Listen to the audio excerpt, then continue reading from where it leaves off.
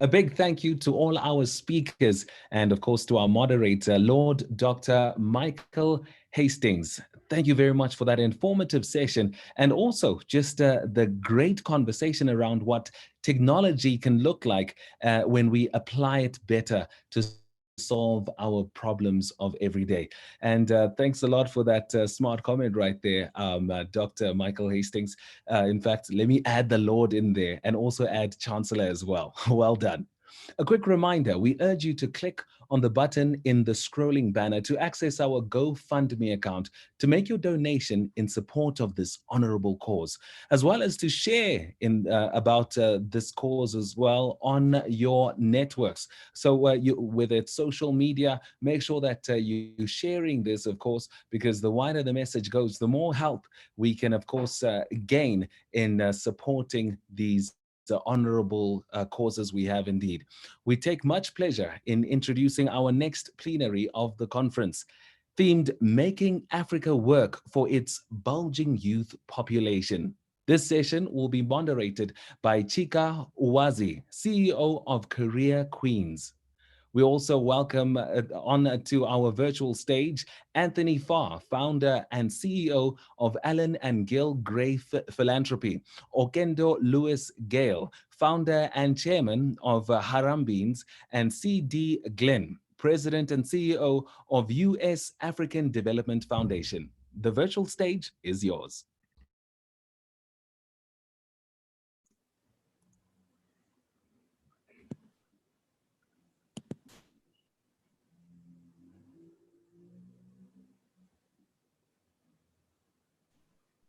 Hello, everyone, and welcome to this session. And I am so excited to really talk about a topic that I'm sure is top of mind for everyone, as we are very well aware that Africa is the youngest continent, and by 2050, that the youth population is going to increase by 50%. So obviously, this is a huge opportunity for organizations and government to tap into the innovation and growth that will be accelerated by a young continent. But then, if we look on the flip side, many of these youths are either unemployed or underemployed, and their income potential at times seems as if it's not increasing. So, this is putting pressure on a lot of government and organizations to figure out how they can best empower the youth and then create more job and business opportunities. So, I would like to introduce each one of my esteemed panelists, and they have a few minutes to share what their specific organization is doing to work on this growing problem. So first, I would like to introduce C.D. Glenn. Thank you for joining us today. Thank you. Thank you for having me. Let me start by thanking also the African Philanthropy Forum for organizing and inviting me to be a part of this important and timely discussion on making Africa work for its bulging youth population. At the U.S. African Development Agency, a U.S. government agency, we invest in grassroots enterprises and entrepreneurs. We were established by Congress really to create a pathway to prosperity for underserved communities. And we use 100% African staff and local implementing partners throughout the continent, 21 countries, where we find, we fund, and we support African designed and Africa delivered solutions. And we do this by providing grant capital, capacity building assistance, and connections and convening opportunities to develop, to grow, and to scale African enterprises and African entrepreneurs. And our focus really is in three real verticals or areas: on agriculture and agricultural development, on off-grid energy, and particularly around entrepreneurship for youth and women. And so the bulging youth population, which is a domestic dividend that could give back to the continent, the youngest continent on the planet, is a key focus of our work. And we focus a lot on job placement and job training. And so I'll share, Chika, throughout the presentation, some examples of our work, but our real commitment to Africa, Africa's future, and the young people that are transforming the continent in so many ways, and how USADF is partnering with them to really look at Africans taking advantage of this opportunity, turning challenges into opportunity, but really strengthening youth to develop, to grow, and to scale in their personal and professional development. And ADF is proud to be a part of that. Thank you so much for your introduction. And so next, please, I am very happy to introduce Okendo Lewis Gale, please tell us all the wonderful things you have been working on. Aloha, Chika. Hello, how are you? Aloha, everyone. Thank you to the Africa Philanthropy Forum and everyone for the generous. I'm still alive. I'm still alive. But thank you all for the generous invitation for the Africa Philanthropy Forum for bringing us all together to discuss this very critical topic to the development of the continent. Chika, there you are in Lagos, where we are reminded of the importance for all of us to think of effective ways to support Africa's youth. And from our perspective in the Alliance, we are trying to build Africa's future, if you will, by building a culture of collaboration and trust where Africa's leading innovators and investors can come together to share best practices on how to build these companies. You know, one of the challenges that we face in the entrepreneurial space is that almost all of the challenges in Africa's entrepreneurial space are connected to somehow the infancy of the ecosystem.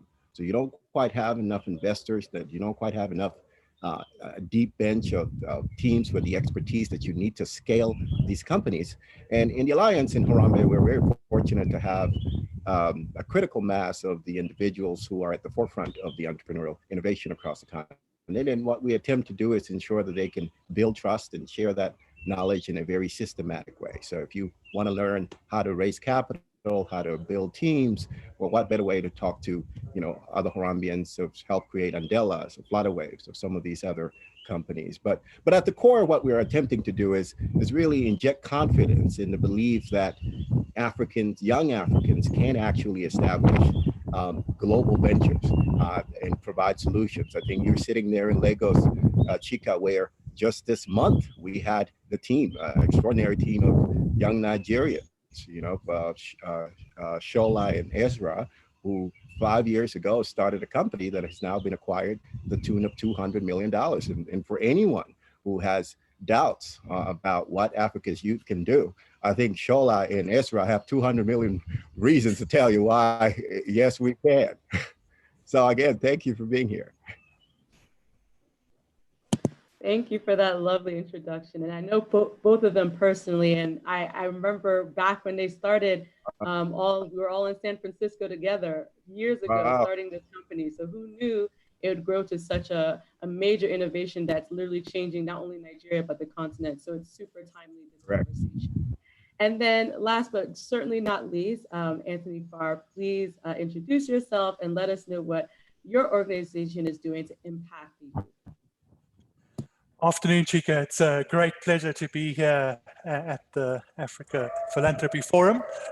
So I'm with the Alan and Jill Gray Philanthropy, and that is a philanthropy that emerges out of Alan Gray, who was a philanthropist and successful asset manager. And really the overall intention of the broad group of philanthropy that's emerged under Mr. Gray is really to understand that entrepreneurship is at the center of the future of the continent. And one of the other aspects of entrepreneurship is that we're not very good as a society, as a system, in identifying entrepreneurial talent early. And yet, if we are able to identify that talent early, we find in other fields, whether it's sporting or academic or music, that talent explodes if it's identified early and intentionally developed. And so really at its heart, what the number of programs that we're involved in are about identifying that exceptional entrepreneurial talent, identifying it early and intentionally developing it so that it can explode for the common good of the continent. We have been operating for a while in South Africa. There are about 1,000 of these what are called Alan Gray Fellows in that system that are involved in businesses across a number of different verticals and areas. And then we also fundamentally believe in the importance of building the right sort of entrepreneurial culture. Culture is a big differentiator of ultimate entrepreneurial performance. And so we are busy with a rollout of a number of what we call entrepreneurship challenges across different countries that really activate the youth around understanding the possibilities and the potential of entrepreneurship for the common good. Very excitingly, I'm talking to you from Kigali, Rwanda, as we move from being a rather South African-centric organization organization to being more broadly active across the continent. And so we are starting a number of programs along that same line in East Africa in the next few months. So thank you. Thank you so much. And I will just quickly, briefly introduce myself. So my name is Chika, and thank you for the African Philanthropic Forum for inviting me today and moderating this panel. And I wear several different hats. So I, of course, started as a serial tech entrepreneur, founding several companies, and one of them being acquired 2 years ago, focusing on HR software in the continent. But then I transitioned back to my roots, which is in HR and recruitment, because I saw the huge need for so many youth are unemployed. And interestingly, so many small, medium enterprises would approach me and say, I'm looking for talent, I can't find it. So I just come in the intersection of connecting those youth as well to those SMEs, but also doing training. I've noticed that there was a huge opportunity to help many of these youth to become more skilled in areas that are needed. So similar to Andela, training many of these youth in computer science, in operations, business development, many of these type of roles that are needed across SMEs across Nigeria.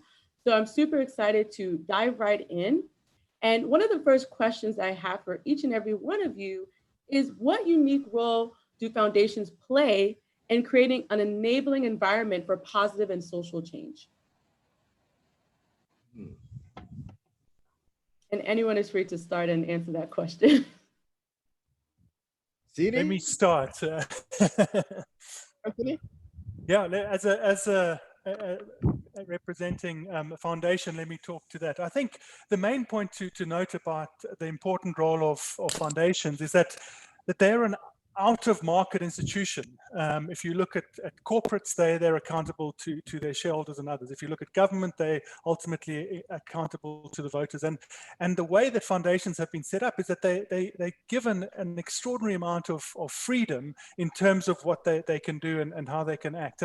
But with that freedom comes a huge amount of responsibility to actually achieve impact with the opportunity that they've been given. And I think sometimes, particularly in perhaps more recent history, I think foundations have been guilty of having a lack of imagination, a lack of possibility in terms of what they can do as institutions. I think they have to realize that they're very small in the bigger picture of capital and other factors, but they can achieve extraordinary leverage if they can identify models, if they can test things, if they can pilot things, if they can use the privileged position that they've been given in terms of their structure to achieve outcomes. And I think there's no bigger opportunity for them to do that with addressing some of the issues that we're discussing this afternoon. I'll jump in right after Alan, because I couldn't agree more. Foundations have the unique ability to really take time and imagination to envision a future that is not yet present. And that's a real position of privilege, but it also comes with a lot of responsibility to use our capital, which is one of the main things that foundations have, to really de-risk, to catalyze, to create real opportunities for the underserved. Equity should be at the heart of all philanthropy, where we want to bring more people into the system. Scale happens when government intervenes and there's some regulatory process, or the market takes over and there's that process. But how do you get into the system? And so Akinde mentioned ecosystem building. Foundations have the unique opportunity to look at all aspects of the systems and to pull on the levers that can bring about transformational change. So we can use our capital to really find and fund and to support entrepreneurs and young people and focus on job placement and job creation. We can use our convening power, our power to bring people together, to make real connections, so that individuals, being an entrepreneur or being in a situation of employment is a lonely place to be. And so we can use our connections and our convening power to really bring people together with a shared understanding, to make those disparate connections between suppliers and buyers, between funders and entrepreneurs, between the private sector and job seekers. And the foundations and philanthropy can catalyze that by playing a role on both sides of the system. And ultimately, we can help build the capacity. A lot of times we think about the funding as a matter of, okay, there's money and money will solve every problem. But many times it's not necessarily the will or desire for funding. It's the skill to actually take advantage of that funding and to drive transformational change and growth. And so capacity building and technical assistance and the non-financial support that foundations can provide to entrepreneurs, to enterprises, to vocational training programs and the like is really critical. But this capital is flexible financing. It's capital that can be at any level of the capital stack. Seed funding for startups, growth capital for those that are more emerging and expanding your enterprises, linkage funding to really find out why the market is not investing in a young entrepreneur or in a program. We can be that linkage capital through blended finance. So the capital is very much at the center of what philanthropy can bring, but it's the non-financial support and the convening opportunities that really give foundations a unique opportunity to intervene where necessary, to provide funding for innovation where necessary, but also to influence the space and bring other people in and to draw in others so that scale can truly happen outside of the philanthropic world, but into the real world where entrepreneurs and enterprises have to make it on their own, but foundations play a critical role in catalyzing that startup to scale up a growth of an entrepreneur and of job creation. Thank you so much. And Okan, did you have some thoughts as well around this question? Thank you, Chika. Well, I guess what I'd like to add is, 10 years ago, Bill Gates and Warren Buffett invited 40 families to sign the Giving Pledge, a commitment by which they agreed to give at least half of their wealth away to philanthropic causes. In an occasion of the 10th anniversary of this very important moment, a Harambean by the name of Efosa Jomo, who is co-authored of a book called The Prosperity Paradox, which I highly recommend to anyone, wrote a piece on the Harvard Business Review challenging these families, because 10 years on, we've gone from 40 families to about 209 families in 22 countries who have now pledged close to $500 billion to philanthropic causes. And the Harambean in this article asked, well, what can we do with that? And one of the things we believe as Harambeans is that the role of innovators on this continent in particular, it's that of driving what we call market creating innovation. The big idea there is that there are some individuals, entrepreneurs, who are trying to transform what are essentially complex and expensive products into simpler and more affordable ones. And in so doing, creating products and services, not just for the 80 million Africans in the middle class, but the 800 million who are not currently participating in the global economy. And there are global implications to this, because if we can figure out a way to deliver healthcare, to deliver education, to essentially people who can't afford it, that has implications for the rest of the world. As I like to joke, before China had Alipay and America had Apple Pay, Kenya had M-Pesa. And we genuinely believe that this is the beginning of a global trend. And so as we ask ourselves, what can we do with that $500 billion, I genuinely believe that we've got to think of philanthropic efforts or think of themselves as this capital that can help provide the patience for these entrepreneurs to build these solutions that are of relevance, again, not just to the folks on the continent, but around the world. And so I think Efosa in that article in the Harvard Business Review, he calls them the transformative philanthropy. And I genuinely think that what he's trying to do, and all of us should really challenge ourselves, that there is an emergency, as COVID reminds us, and we have to take ever bolder bets if we're going to meet this challenge. And I think that's the role this capital can play. Thank you for that. And speaking of capital and innovation, my next question actually speaks to this. So what are the innovative approaches to support youth development and engagement and inclusive stakeholder engagement? And another part to that question is, what are the success stories and what can we learn from them?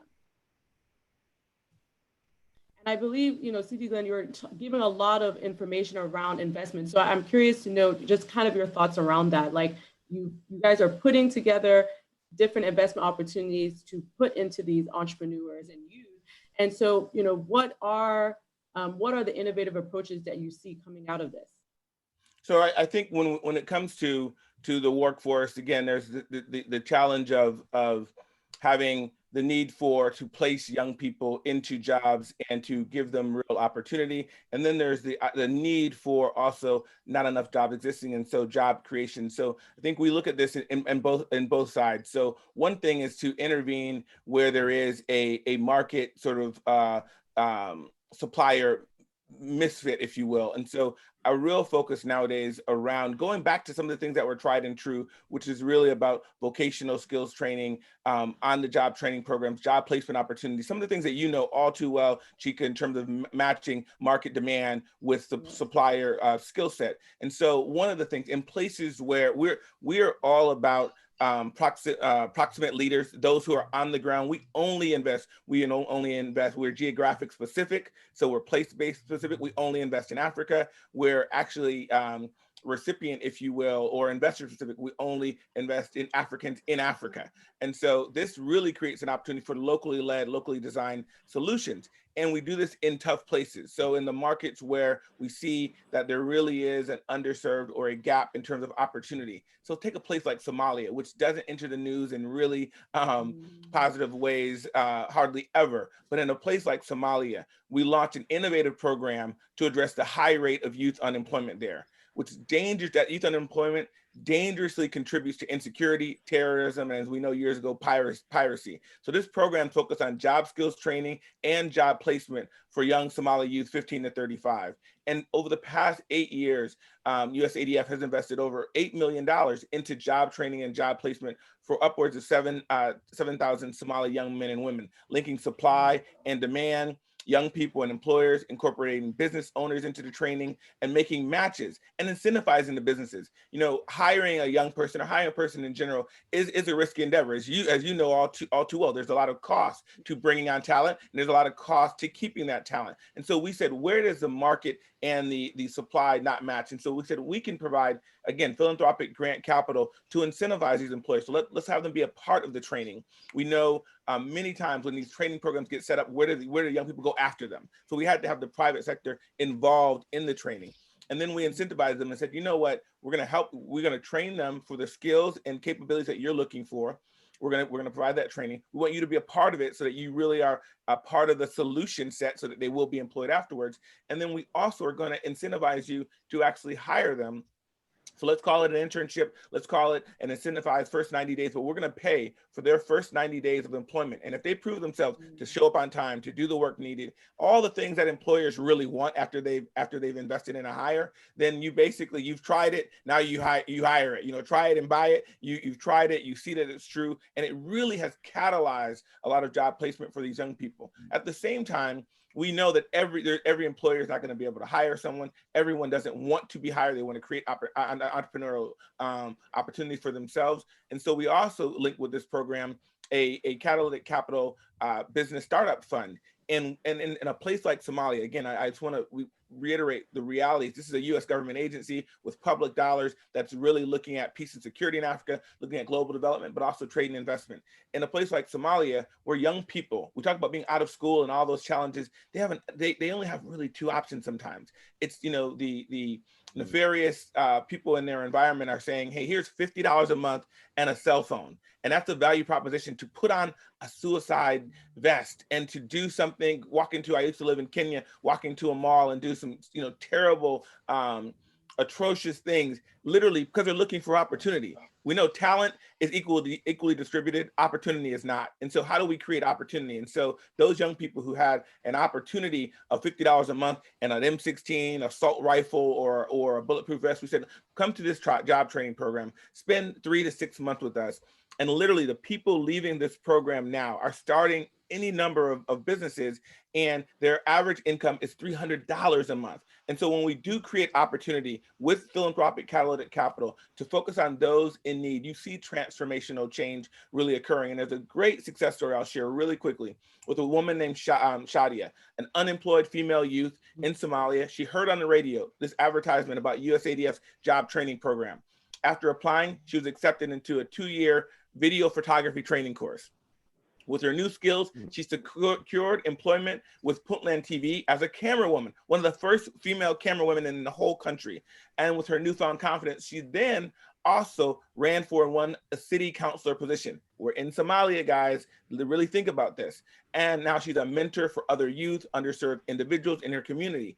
And Shadia credits USADF for flourishing her career as a politician, as a reporter, as a community leader, as a community leader. And she states, the U.S. African Development Development Foundation's training program empowered me to become a decision maker and make my own destiny. I felt empowered not only to break cultural barriers, but political ones too. And so when we do look at creating opportunities and look at innovative approaches of addressing people's needs, it does transform communities and it transforms societies. And I think that's a really important thing for us to think about, that we can use this capital in ways, really inventive ways, but to really create opportunities for young people. Thank you so much. And I'm so happy that you even highlighted a country that is not really talked about enough. I think we always talk about Nigeria. We always talk about Ghana. I love Nigeria. I love Nigeria. I know. Yes, of course. Of course, Nigerians are everywhere, but it's good to hear about what's happening on the Horn of Africa as well. So thank you for sharing that story. And, Okonjo, I want to come over to you because, obviously you have created this amazing organization, super innovative. I personally know people who've gone through the program, so I know it works, right? So I would love for you to kind of highlight, those success stories and kind of what has been the multiplier effect of, you guys investing in these entrepreneurs and what has now happened.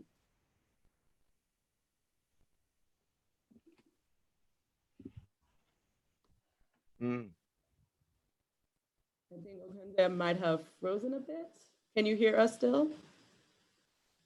Oh, yeah, if you froze for a little bit, but you're back. I got back. Can you hear me? Oh. Yes, we can hear you. Did you hear my full question? Yes, I missed the last part. Okay, so all I was just saying was that, you've invested in these entrepreneurs, they've grown their businesses. So I know there's a multiplier effect as well. So can you just talk about some of the success stories that have come out of Harambee? Yes, no, thank you. I genuinely believe that one of the most important roles that the Alliance has played in the ecosystem is really help us build confidence. Yes, we can. I remember when we started the Alliance, 10 years ago, and we primarily started out of, campuses such as MIT and Harvard. The proposition to young Africans on these campuses was like, well, would you like to go back to the continent and be part of the solution, start a company? And people thought we were absolutely crazy. They were like, why would I do that? I'd rather just, most people's idea of taking risk was turning down Goldman Sachs for JP Morgan. That was a risk proposition back then, and today you get over 3,000 people applying to join the Alliance, partly because they've seen other folks go and take a risk. And then the question was, even if I'm willing to go back and take risks, will I ever be able to overcome some of the seemingly intractable challenges on the ground, the lack of infrastructure, power, and the constant challenges that you face on the ground? And well, in spite and because of those challenges, you now have a plethora of Harambeans who've done all kinds of ventures on the ground. And so those who said, these intractable challenges will never be overcome. Well, there's a whole bunch of folks who demonstrated, yes, we can. And then the question was, and still was sort of hanging in the air, well, even if you are able to overcome some of those challenges, will you ever be able to scale? And the challenge there was, well, we don't have the mature capital markets of the United States and elsewhere. Therefore, what chance do we have of being able to access the capital? And, of course, this comes along and invest in Mandela, and now again this month, a strike comes along and gives $200 million to Shola Ezra, right? And I think what we're seeing is the fact that we're gaining more and more confidence. And I genuinely believe, Shika, that if we just learn to trust the instinct of the Sholas and Ezras of the continent, we will be fine. And part of what we're attempting to do in this alliance is build a trust building exercise, trying to get more folks to say, these crazy scrap kids might actually be able to help us find the solution. And, one of the fascinating things that's been happening in the last few years is we started partnering with major philanthropic families like the Oppenheimers and the Pritzkers. And we said, well, we know that my whole idea of entrepreneurship all the time might be a bit alien, but let's help you identify a few individuals that are in line with your interests. And let's actually help you build a relationship with them. So now we have Pritzker Fellows and Oppenheimer Fellows in the Alliance. And then as you learn about their work and gain confidence in them, you might actually want to develop a relationship. And what's fascinating is we've now had 3 cohorts of Pritzkers and Oppenheimer Fellows. And what you're seeing is these individuals, these families are saying, actually, this is not just a philanthropic effort. I'm actually willing to invest in this company. I'm actually willing to use the service. And I genuinely think that's what we all need to do. In the decade ahead, we just have to strengthen our faith and our confidence in the fact that these young, scrappy folks might be able to help us divine solutions to challenges that we just can't seem to overcome. It's very clear to me from my position as chairman of the Alliance that the generation of entrepreneurs is getting bolder. The solutions are increasingly more robust. And by the end of this decade that has just begun, I think you will see that they will be hailed as heroes. And so I'm so glad that in the middle of COVID, have managed to get those very important success stories. I think this is the story that will shape the decade ahead. Of course. Thank you so much for your insight. And Anthony, I would like to come over to you and speak specifically around, your organization has created specific training programs targeting youth to develop entrepreneurial mindset from a young age. So why have you chosen to start early, and what is the importance of mindset and entrepreneurial culture in the quest to address youth unemployment and income equality? Thanks, Chika. Yeah, I think one of the things that has become widely understood is that the underlying driver of this entrepreneurial activity and the entrepreneurial success is entrepreneurial culture. You can throw as much programming, you can throw capital, you can throw all sorts of things into the mix, but ultimately the only thing that stands as a differentiator is this entrepreneurial culture.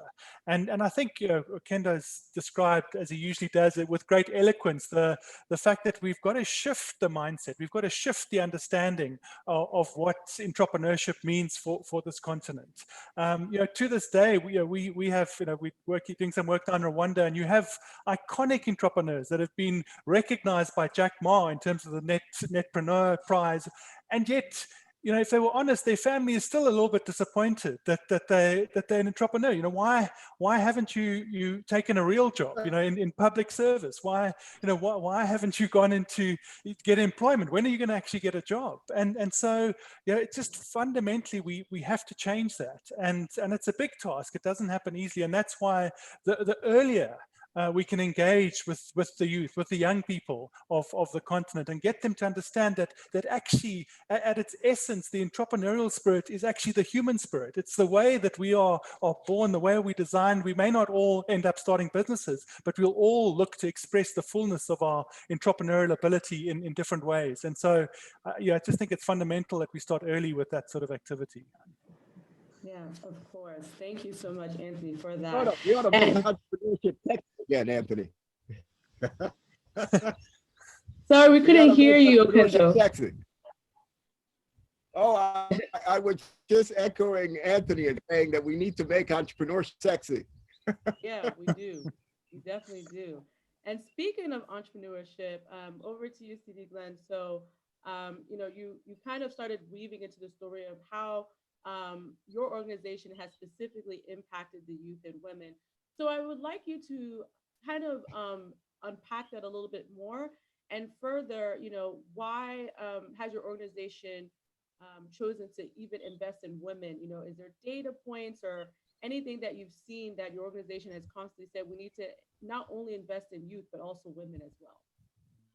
Well, no, that's really an easy point in terms of my household. I'm happily married to a beautiful woman, and I have 3 daughters. So if I didn't want to invest in women, then I wouldn't have a place to sleep or anything of the sort. And so there's a personal affinity and connection and real selfish desire to make sure I'm taking care of women in all aspects of my life.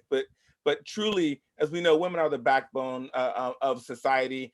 Africa specifically, that if we really are investing in women, we're investing in a nation. All of the quote unquote, all the quotes and the cliches are 100% true. If 70% of people in Africa earn their livelihoods from agriculture, 70% of those people are women. They're the drivers of economies. And so there are 3 critical elements that that USADF has adopted as part of a broader U.S. government initiative called WGDP, the Women's Global Development and Prosperity Initiative, where we really want to look at women's economic development and prosperity. And this is about workforce development, so skills training for women to enter the workforce. This is about entrepreneurship training, as Alan said, the mindset of an entrepreneur, of a creator, of somebody who's trying to disrupt a system and also disrupt their lives and livelihoods for the better. And then really the broader ecosystem that really limit women's inclusion into the workforce, the rule of law. There's a lot of inhibitors to women advancing in the workforce, and we know pay equality is a big one. And so whether it's the workforce development issues, whether it's the entrepreneurship development opportunities, or the need to really transform rule of law, we're looking at this in three critical ways. One program that we're really excited about actually dovetails and is mirrored a really highly successful program that we've had, and that was linked to the Yali program. So everyone on this call and a lot of people listening know that one of the great initiatives that came out of the Obama administration that has actually lived and was kept by the Trump administration is Yali, the Young African Leaders Initiative. And this was a transformational program to look at Africa's young people and to look at Africa's future and say, let's invest in them. And so the Mandela Washington Fellowship, I know many people who are probably on the call are familiar with it. And that Yali program was really central for USADF as an organization that invests directly into African enterprises, African entrepreneurs at the grassroots. We hadn't had 5, 6, 7, 8 years ago a lot of investments directly into an entrepreneur. We believed in entrepreneurship, but it was at the grassroots, and these were cooperatives, and these were women and handicrafts associations coming together to be entrepreneurial, but not an individual, not the great work that Okendo leads, like Harambeans. And so we hadn't had that experience really until around 2012, 2013, 14, and on. And the Yali program, where we said those that are coming to the U.S. through the Mandela Washington Fellowship or other programs via Yali, that we want to make sure those who are in government service, they get some skills and they're trained up and they learn what they can in the U.S. and they go back and they can enter government service in their country. Those that come to the U.S. as civil society leaders, they can work with NGOs in the U.S. They can get some skills and they can go back to their countries and they can transform their communities with community-based organizations and civil society organizations. But those that are entrepreneurs and business leaders, they come to the U.S., they learn all of the great opportunities of a nation that was built on the backs of small and medium-sized enterprises, and they want to go back to their countries. And what are they? They're just as broke as when they arrived back in the U.S. They're going home and they need access to capital. They need access to capacity building and technical assistance. They still need connections to the market. And so we said, we need to invest in those entrepreneurs, those who have business solutions and social entrepreneurship solutions to the transformational change needed on their continent. And that Yali program and investing in Yali entrepreneurs, now we've invested more than 7 million in over 200 Yali entrepreneurs who then get linked to other programs such as Harambe and others. It's been transformational. We now have replicated that program specifically for women through a program called the Academy for Women's Entrepreneurship. The Academy for Women's Entrepreneurship is a State Department led program that's a training program, online training for women entrepreneurs. And USADF has committed $10 million over the next 5 years to invest directly into graduates of the Academy for Women Entrepreneurship. So everyone in their countries can learn about this program through the State Department, through their local embassies. Bombard them with questions. I want to know about AWE, the Academy for Women's Entrepreneurship. How do I get in the game? Because we are funding women who come out of that program who got the training via the State Department, but then we're linking them with capital and technical assistance. So we're making a big bet, obviously, in women.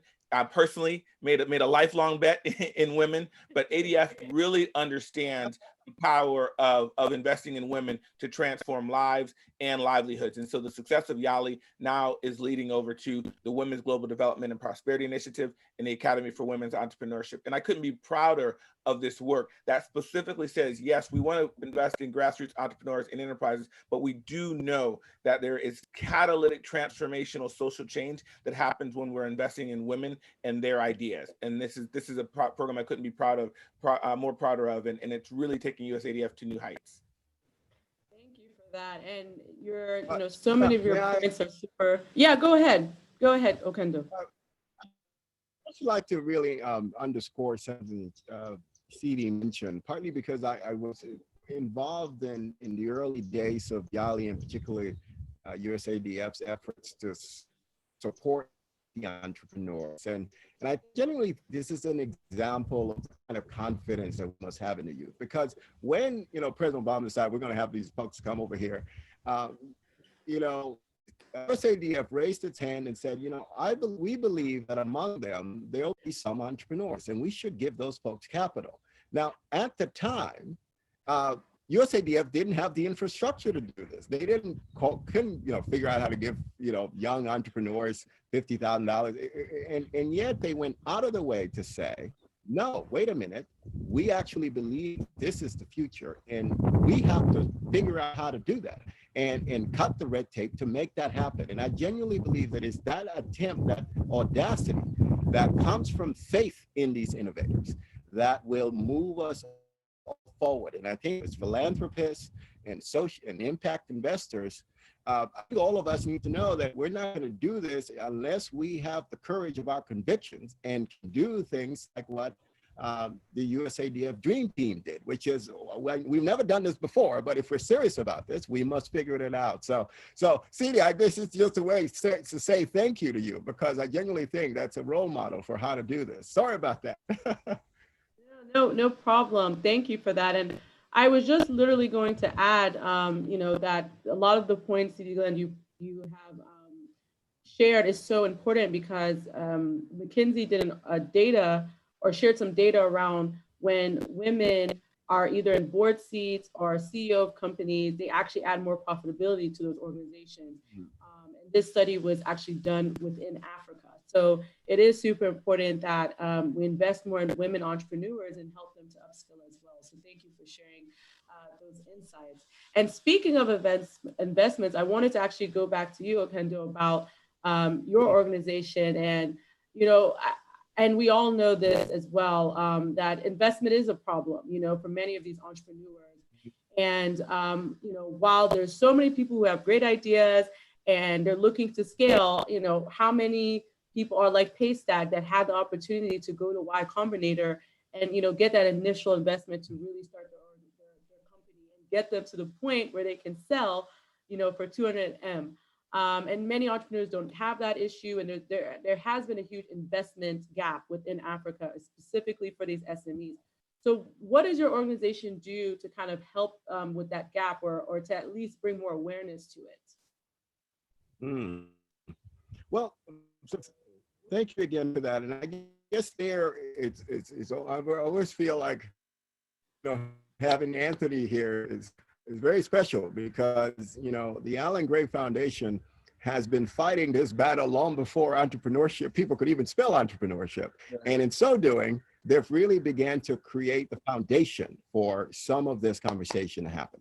Right. And Anthony, correct me if I'm wrong, right? But you really find them early from, in high school, and then you start developing the entire mindset, which is so critical for the success of this, right? The capital and all the resources without the right mindset doesn't quite add up. And so, Chika, I think part of what our role has been so far is picking up the baton from the efforts of the Alan Gray Foundation, is once you've got a number of individuals who have the right mindset, are thinking, I have the right set of ideas. How do you ensure that we can accelerate their growth? How do we make sure that they hit a few home runs? Because I genuinely believe that as long as we start seeing more Paystacks, right, more Andelas, it will be easier for folks to convince their parents that they're not crazy, right? That taking this leap of faith into the entrepreneurial journey is exactly what we'll be doing. And I think part of the role of the Alliance is to identify and celebrate those.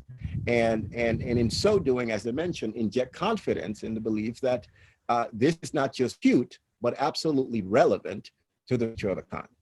And so you see a lot of it is very much about identifying these individuals, make sure that they systematically share their knowledge with others, right? And you know, one of the fascinating things that is happening in the alliance is you now have Harambeans who've been successful who are investing in incoming Harambeans.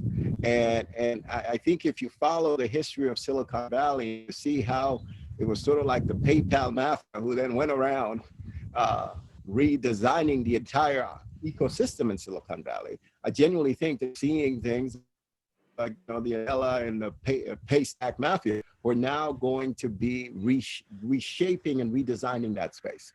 And a lot of that, I think, is a good chunk of it is happening within the alliance, and it's sort of thinking we're kind of working on the plumbing of the ecosystem. Thank you. And I want to also hit on another point, because it seems that that everyone on this panelist is aware or know of each other's organization. And so, to you, Anthony, one of my questions is, what opportunities are available for foundations and social investors to form strategic collaboration to drive youth employment and entrepreneurship in Africa? Yeah. I think we've all got to realize that this problem is so much bigger than any single organization. And so, I mean, we can talk the language of collaboration and partnership, but actually at the end of the day, we've got to demonstrate that. And I think Kendo's suggestion right at the beginning, in terms of, 10 years ago, there was the pledge, and it was on the back of the previous crisis. We now, 10 years later, in the midst of another crisis, and we need to update that pledge. And it really does feel like if we could all collaborate around, I mean, the suggestion in that article was that if 2% of every foundation or related organization's funding could go towards these market creating innovations, that would be investments in entrepreneurs. In fact, because it's not about the money that's being given, it's toward what end. It's about backing those individuals, about finding those scrappy Harambeans before they become the paystacks, and really making it happen. So I think if we can kind of coalesce around this understanding of the importance of concepts like market creating innovation and provide opportunities for that, I think we would see a different continent in the decades ahead. Chika, let me jump in. Okay, go ahead, Kendo. Well, I was just going to say that, Anthony, it sounds like we have the beginning of the African Philanthropy Forum pledge. AFF pledge here. We can launch it now. Collaborate and prosper. That should be the motto. Go ahead. Now, Okendo, you true to form, forever bringing collaborations and launching initiatives. No, I love it.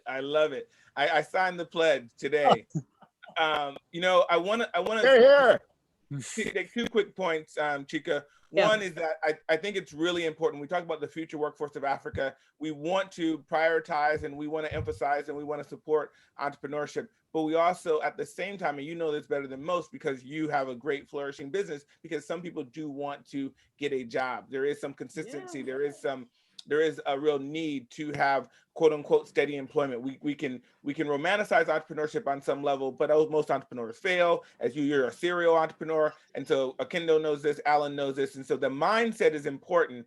And but the opportunities also are not that abundant sometimes. And so what we have to also do is have a skilled workforce in Africa with these young people. And so one of the things I want to highlight, as Lagos is going through the traumatic challenges, and the continent and the country as well is going through, I do want to highlight a good news story that came about the past year and a half ago with USADF and the Lagos State Employment Trust Fund.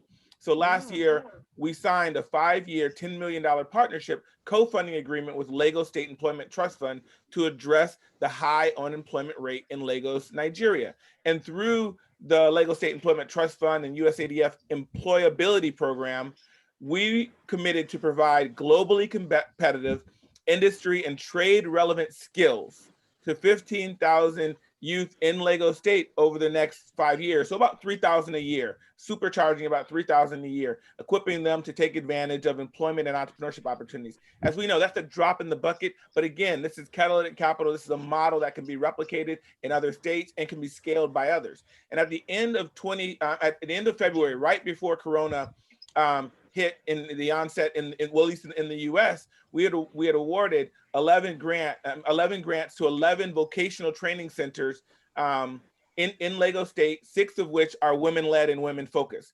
And our past work had focused much on the development of rural agriculture, where grantees and beneficiaries are one and the same. In this case, we had a different approach, where all of our grantees, those vocational training schools, will train unemployed youth who then use those skills to find good paying jobs, contributing to self-development, the development of their communities, neighborhoods, and development of Lagos State. And we're seeing obviously some of that being impacted now, but hopefully the resilience and the business skills and the mindsets that's going into those young people can survive, adapt to this new normal that Nigeria is going through, and then thrive in the face of it.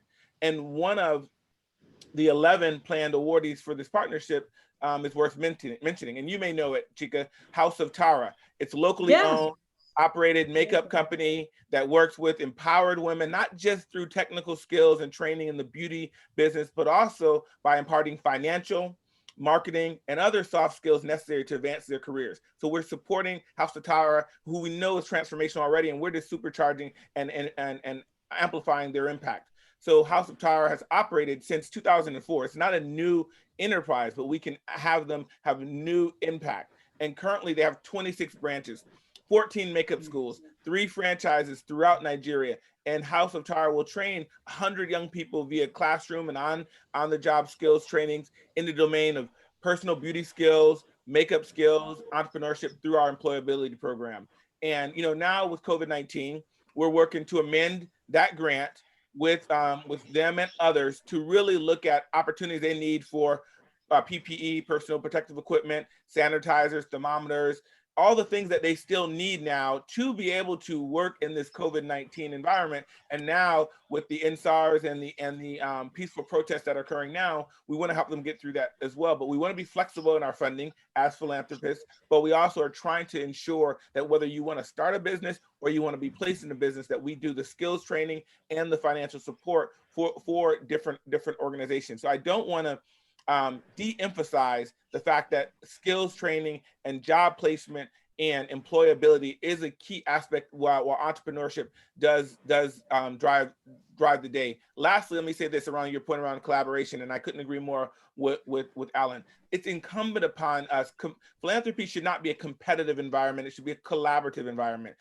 Foundations need to be coming together more to co-fund, to leverage one another, to look at, we're doing startup, you're doing scale. We're looking at developing enterprises, you're looking at growing them. How are we creating a conveyor belt, a relay race, a handoff, whatever the word is? Let's really figure out how to collaborate to build the ecosystem more together. Our Yali program, which we try to work with many different people, and we have work with a number of people. After Yali and the funding for Yali was somewhat in jeopardy, we said we cannot stop the work that we're doing for young people. So let's link with Ashoka. Let's link with Echoing Green. Let's really try to find a way to not be bureaucratic and work with Harambe. And Okendo and I have been talking for 3+ years or 2+ years on how to really try to link our support to African entrepreneurs to the Harambean network, but literally trying to be creative and, as a government agency, less bureaucratic and how we can link to and support the initiatives of others, but also collaborate. This is about systems change, and systems change is really about collaborative impact, where we're all pulling on different levels of the system. So collaboration is key in my book. Thank you so much. Amen to that. Amen to that. Thank you. And I would just like to add, I definitely know about the Lagos Employment Trust Fund. I've done some work with them personally, so I'm definitely aware of all the work that they're doing. And I also know Tara Duratoye, who's the founder of House of Tara, and I definitely know that she's made a huge impact with all the work that she is doing, beyond just makeup, but just literally giving young women jobs. So definitely I'm aware of both of those initiatives.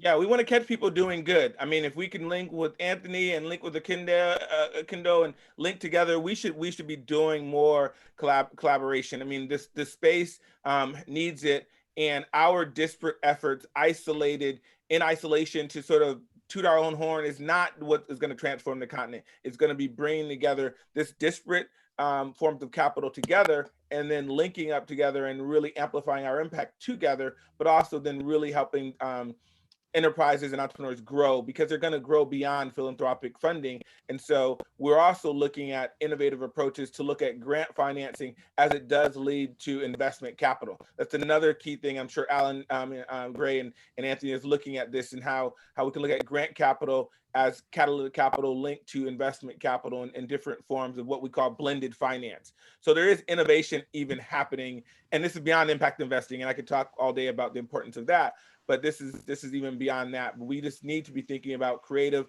financial tools that are right size for the entrepreneurs, not for my foundation, not for my ego. What do the entrepreneurs and the enterprises and the change makers, what do they need? Yes, of course. And, I definitely want to make sure we answer some of the questions that the audience has posed, and as well as just a reminder that everyone in the audience to please donate to the GoFundMe fund. It's super important. It's essential that we donate to this fund, and it really is for a good cause, and really will impact so many lives and businesses. So I just want to have a quick reminder of that before we continue and, of course, wrap up this conversation, as we have 5 minutes left. But one of the more interesting questions that I saw, from the audience is talking about artificial intelligence and emerging technologies. And it's doing great because it's enabling automation and scaling so many different businesses. But this is posing a legitimate threat to the workforce. And how do we balance this with 70% of African youth still behind? And when I specifically talk about being behind, more so of maybe not having the skills that would be needed, to maybe jump into those roles where artificial intelligence is needed. It could be, lack of just education in general. So where do you feel that foundations could potentially play a fit and helping making sure that more Africans are, leapfrogging and being able to be part of this movement of artificial intelligence and emerging technologies? Anthony, I'll let you jump in if you want around some of the work early stage, or I can let me just start off just to jump in. I mean, there's a couple of things that come to mind when I hear that question. The first one is really about digital literacy, that we really need to be focused. So we know the importance of STEM and STEAM, science, technology, engineering, arts, and math, and that's the STEAM, and then STEM. But digital literacy is literally the literacy that is going to transform the continent as we look at knowledge-based economies. I was fortunate enough just this week to moderate a fireside chat with the Honorable Minister of ICT and Innovation, Paula Ingabire, who's the ICT minister in Rwanda. And Rwanda is transforming their economy from an agricultural-based economy to a knowledge-based economy, all through ICT and innovation. 98% infrastructure penetration rate throughout the country, and now focused around access and connectivity and usage of technology for the entire country. And I think that this digital literacy and this focus around STEM is critical at all levels of society and of education as Africa looks at the fourth industrial revolution. I mean, keep in mind, Akinda mentioned it, Alipay and Apple Pay, but M-Pesa is the grandfather. And so, Africa led the way in the financial inclusion space. And so Africa can lead the way, can leapfrog, but we need to get serious around, yes, education, but education for employment of the future, not for employment of the past. And so even the education system, needs to catch up. We fund, I'll say this in closing, we fund a great Yali entrepreneur, a woman in South Africa who has a program, and we invest in her program with this math maniacs. And she's, again, focusing on STEM and young people throughout South Africa, and having them understand at a very early age the importance of ICT and technology, and that's going to lead to AI and all of the other technological solutions. My kids, every screen that they see is a touch screen to them. They're wondering why you can't touch, the TV and move. And so this is literally how they're growing up as digital natives. And so more Africans need to be growing up and be exposed as digital natives early on, because this is the fourth industrial revolution. Awesome. And Anthony, could you speak to that as well in some of your last thoughts around this? Sure. I think the one thing, and I agree with everything in terms of how we have to be ready for this new form of literacy, this digital literacy. But I think the other point to acknowledge is that I think that we must see the opportunity in this trend, in that ultimately a lot of jobs are going to be lost that are more mechanical, that are more transactional. But actually, there's a richness, there's a deepness to our humanity that is actually going to accelerate opportunities for employment and sustainable livelihoods that are expressions of our humanity. One small example in South Africa, and we need to look to this, I suppose, this almost social economy where these opportunities can come for some people that might otherwise be left behind in this transition. And in South Africa, there's a recent campaign now that's been launched by the president where they're going to have hundreds of thousands of youth that are going to be employed as learner assistants. They're going to be coming into the classroom to assist existing teachers, and those sorts of opportunities, and we could think of many more of them, are never going to be taken away by machines, as it were, and we need to kind of look for those opportunities. But my last sort of point on all of this is that we obviously have to respond to the now, and there's an urgency, and there's a ticking kind of time bomb to this youth bulge in the continent. But I would hate us to be so focused on that we forget about building the right foundations, because it's actually criminal in even sort of a more middle class economies like South Africa that we still have 28% of our children that are stunted by the age of 5. We have close to 78% of children that can't read for meaning by the age of 10. And unless we get those building blocks of proper nutrition at a young age, of proper literacy at an early age, we have no real shot at achieving everything that we dream of for the future later on in life. So we need to get the foundations right. And I want to just head over to you, Okendo, if you have any last thoughts on this as well. Thank you. I guess my thought is, I'm a historian by training, and I always like to think in the historical context. And if you think about it, it took Europe about 1,000 years to develop. It took China, well, the US about 300, China by 18. And I genuinely believe that this decade could be a transformative one for the continent. But if we're going to do that, I do think that key word iteration, which is why I genuinely hope the African philanthropy dream team will take us up on. Can you hear me now? Yeah, we can hear you. It's a bit choppy though. Oh, gee. Sorry. I was just saying, where did you lose me? So you were talking about the dream team and then we lost you. Well,